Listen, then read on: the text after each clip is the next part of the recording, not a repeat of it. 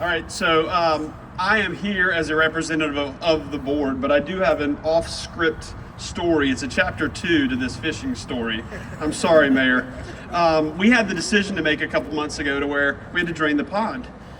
And there's two choices you get to make. $1,000 removes the fish, you don't know what happens to them. $1,500, you can relocate the fish, but you've got to have a pond to put it into. So I asked the experts how many fish do they think are in this pond, and they said there could be thousands of fish in this pond. I'm just like, okay, let's spend the extra $500 and let's relocate these fish to a pond, which we actually found not too far from here. So I wasn't able to be here that day, but I got pictures of people removing the fish, and I think my dad actually was there, and he said, hey, they're done moving the fish. And I said, well, send me a picture of the fish. And he sent me a picture of a 5-gallon bucket. And I said, where's the rest of them? He said there was 16 fish in the pond. So Mayor, you either were really successful or you wasted a lot of time on this property. I don't know which one it was. So now I will jump back into the script and we'll go from there. Today marks far more than the beginning of construction. It marks the fulfillment of a vision that has been prayed over, worked towards, and believed in for years. Through God's grace, we stand here breaking ground on a brand new campus. Something that at one time that was not too long ago may have seemed far beyond our reach. Here we are. There's a proverb that I love that says, blessed are those who plant trees under whose shade they will never sit. Today, many of us are planting those trees. This moment did not happen by accident. It's a result of an extraordinary collective effort. I want to recognize the leadership of this school who have carried an incredible burden over these past 3 years especially. Many of them have truly been doing two jobs: leading, planning, guiding, and persevering, while still faithfully serving students and families every single day back at our campus.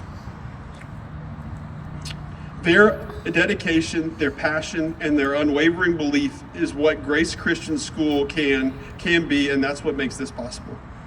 I want to specifically recognize a few individuals whose leadership has been instrumental in bringing us here today. First, and of course, Eric Bradley. Thank you so much for your steadfast leadership, your heart for this school, and your commitment to seeing this vision through. You have learned a lot about sewer. I understand that, but without you, we could not be doing this. Another one, our CFO, Jen Stack. I know she's out there somewhere. Thank you for your diligence, your wisdom, and the countless hours spent ensuring the project was not only possible, but sustainable. It's not just building it, you've got to be able to sustain it when we move in, and that's a hard part. I know that when she signed up for this job, this was not on the docket, so she took this as a role after being on Grace too, so thank you.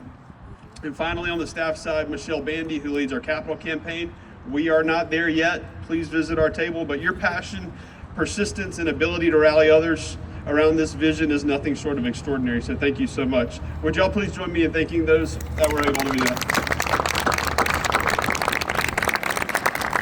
As I said, I'm here as a voice of the Board of Trustees, and it's not without their vision, leadership, and courage that helped guide this process to continue, and they continue to do so constantly. So let me recognize them: Ryan Armstrong, Mark Hensley, Stacy Wheeler, Renee Drumgo, Nick Murphy, Matt Green, and Katie McMillan.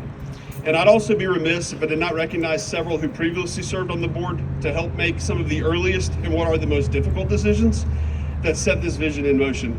So Chase Tu, Johnson Boru, and Jackie Abusick, thank you for your leadership and faith during critical moments in Grace Christian's journey. Would the previous and current board members that are here please stand so just we can recognize your efforts as well, please? I know you're here. Throughout this process, we've seen God's hand at work, bringing the people with the right expertise at exactly the right time. There are so many who have contributed meaningful ways, and while I know I will miss some, a few who come to mind include Alicia Knight, Jimmy McMillan, Jordan Topol, Caroline Barnhill, Joe Abusick, Tony Withers, Sam Lampori, and Kevin Ennis. To all of you and the many others not named, please know that how deeply grateful we are for your contributions. We are also incredibly thankful for the outstanding team helping this vision come to life. Our owner's rep is here, Rob Everett with NEMA. Our general contractor, Clancy and Thays, which we mentioned. Our attorney, Mike Winters with Ellison Winters. He's also a grandparent. He has been critical in not only this campus, but the existing campuses as well. We could not have done it without him. And then our architect, Little Architecture. I know Ann and William are here. Thank you so much for your commitment. I see you in the back. William, you actually flew in from New York this morning, so thank you. Your partnership and expertise and commitment have been invaluable. To the many volunteers and committees, which these committees started in 2019, who gave their time, energy, and expertise, often behind the scenes, please know that your fingertips are all over this moment. This campus will stand as a testament to your commitment and your faith. But above all else, we give thanks to God, because ultimately this is His work. We have been reminded time and time again that unless the Lord builds the house, the builder's labor is in vain. And today we celebrate not just what we have accomplished, but what He has made possible. These comments make it sound like the hard decisions are over. I can speak from experience that sharing that many difficult decisions lie ahead. With the support of this community, those decisions are a lot easier to make, so thank you for being here. The new campus will not simply be buildings and fields. It will be a place where young lives are shaped, where faith is strengthened, where leaders are formed, and where the next generation is equipped to go out and make an impact for Christ. Years from now, students will walk these halls not knowing all of the prayers, the sacrifices, and the hard work that brought this vision to life, but they will benefit from it, they will grow because of it, and they will carry forward the mission of this school, which Penny shared earlier. Today we celebrate what has been done. Tomorrow we look forward to all that's being done through it. Thank you so much for being a part of this incredible journey, and to God be the glory.